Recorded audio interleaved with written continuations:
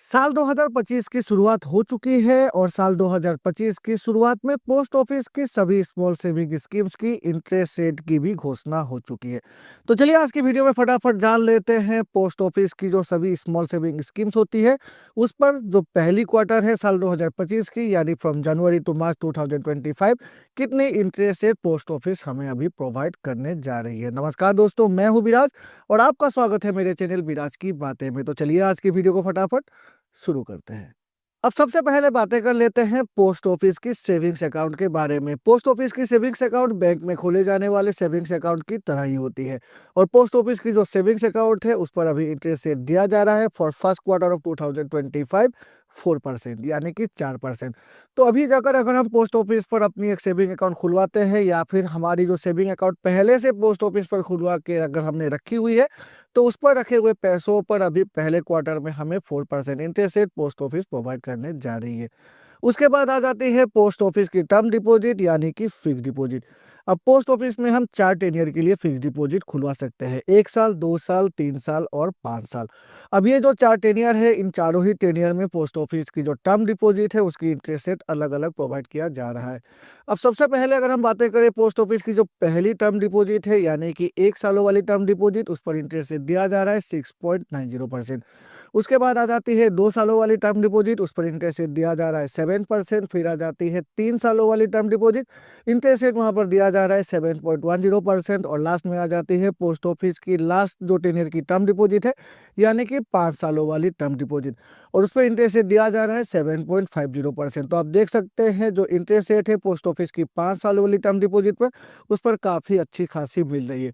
और ये जो टर्म डिपॉजिट होती है पोस्ट ऑफिस की 5 सालों वाली उस पर हमें टैक्स की एग्जेम्पशन भी मिल जाती है अगर हम चाहें तो।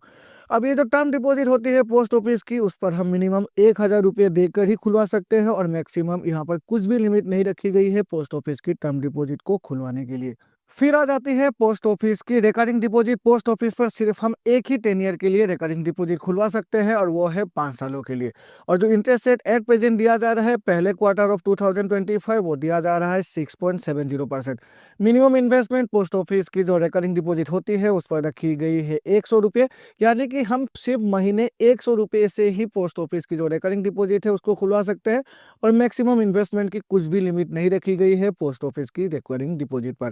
फिर आ जाती है पोस्ट ऑफिस की one of the most popular scheme monthly income scheme, जिसको पोस्ट ऑफिस की एमआईएस स्कीम भी कहा जाता है। अब इंटरेस्ट रेट पोस्ट ऑफिस की एमआईएस स्कीम में दिया जा रहा है 7.40%। और ये जो एमआईएस स्कीम है इसको सिर्फ हम 1,000 रुपये से ही खुलवा सकते हैं, लेकिन मैक्सिमम लिमिट रखी गई है एमआईएस खुलवाने के लिए।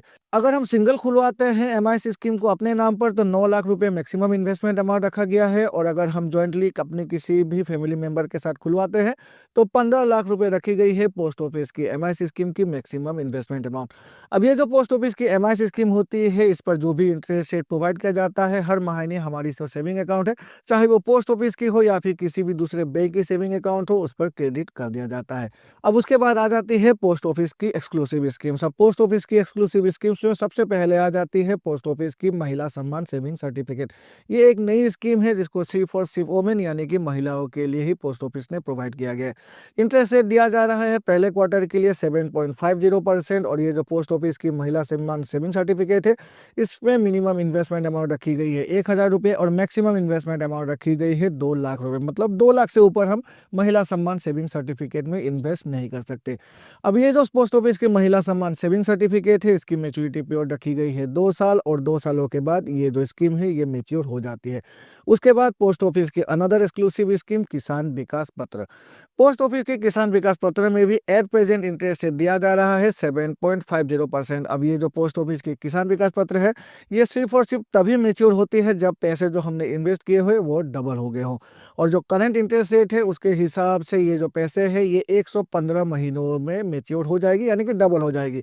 इसका मतलब ये होता है पोस्ट ऑफिस की जो किसान विकास पत्र है उसकी करंट इंटरेस्ट रेट के हिसाब से जो मैच्योरिटी पीरियड आ जाती है वो आ जाती है 115 महीने की। मिनिमम इन्वेस्टमेंट अमाउंट 1,000 रुपये है और मैक्सिमम इन्वेस्टमेंट अमाउंट किसान विकास पत्र में भी कुछ भी नहीं रखा गया है। उसके बाद आ जाती है पोस्ट ऑफिस की another exclusive scheme, post office NSC यानी कि नेशनल सेविंग सर्टिफिकेट। अब ये जो पोस्ट ऑफिस की नेशनल सेविंग सर्टिफिकेट है, ये एक टैक्स सेविंग एक्सक्लूसिव स्कीम है। मतलब इस स्कीम में हम जो भी पैसे इन्वेस्ट करते हैं उस पर तो टैक्स की रिबेट हमें मिलती है, साथ में जो भी इंटरेस्ट भी हमें मिलती है उस पर भी हम टैक्स की रिबेट ले सकते हैं। पोस्ट ऑफिस की एनएससी स्कीम में हम मिनिमम 1,000 रुपये इन्वेस्ट कर सकते हैं और मैक्सिमम इन्वेस्टमेंट की कुछ भी लिमिट नहीं रखी गई है। लेकिन जो टैक्स एग्जेम्पशन मिलती है हर फाइनेंशियल ईयर, वो मिलती है अप टू ₹1.5 लाख तक। एट प्रेजेंट इंटरेस्ट रेट दिया जा रहा है 7.70%, यानी कि जो पहले क्वार्टर है फ्रॉम जनवरी टू मार्च 2025, अगर हम एनएससी स्कीम को खुलवाते हैं पोस्ट ऑफिस पर जाकर तो 7.70% के हिसाब से हमें इस स्कीम में इन्वेस्ट करना अभी पॉसिबल हो सकता है। अब ये जो पोस्ट ऑफिस की एनएससी स्कीम है, इसकी मैच्योरिटी पीरियड होती है 5 साल। उसके बाद आ जाती है गवर्नमेंट ऑफ इंडिया की 3 सबसे पॉपुलर स्कीम। सबसे पहले है पब्लिक प्रोविडेंट फंड यानी कि पीपीएफ अकाउंट, एक काफी पॉपुलर इन्वेस्टमेंट स्कीम इंडिया की। अब ये जो पीपीएफ अकाउंट है, इसको हम पोस्ट ऑफिस या फिर बैंक में जाकर भी खुलवा सकते हैं, लेकिन अगर हम पोस्ट ऑफिस की बातें करें तो 7.10% इंटरेस्ट रेट दिया जा रहा है पीपीएफ अकाउंट में।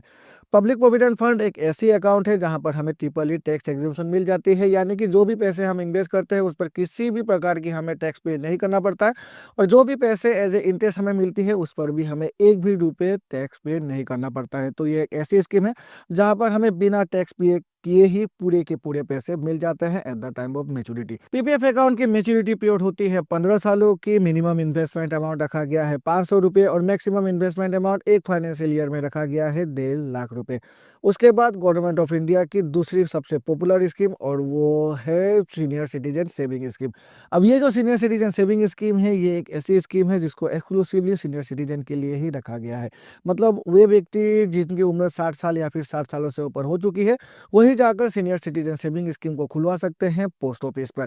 सीनियर सिटीजन सेविंग स्कीम में भी मिनिमम इन्वेस्टमेंट अमाउंट रखा गया है 1,000 रुपये, मैक्सिमम इन्वेस्टमेंट अमाउंट रखा गया है 30 लाख रुपए। तो 30 लाख रुपए से ऊपर अगर कोई सीनियर सिटीजन चाहे भी तो इस स्कीम में इन्वेस्ट नहीं कर सकते।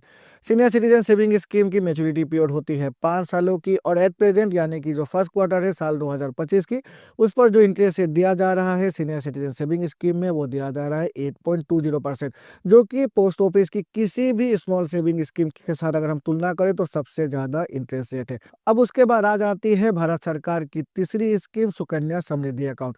अब ये जो सुकन्या समृद्धि योजना है, ये उन बच्चों के लिए है जिनकी उम्र 10 साल या फिर 10 सालों से नीचे है। मतलब ये सिर्फ और सिर्फ हम अपने घर की बच्चियों के लिए ही खुलवा सकते हैं। सीनियर सिटीजन सेविंग स्कीम की तरह ही सुकन्या समृद्धि अकाउंट में भी एट प्रेजेंट इंटरेस्ट रेट दिया जा रहा है 8.20%, जो कि किसी भी भारत की सरकार द्वारा दी जाने वाली योजना की सबसे हाईएस्ट इंटरेस्ट रेट है।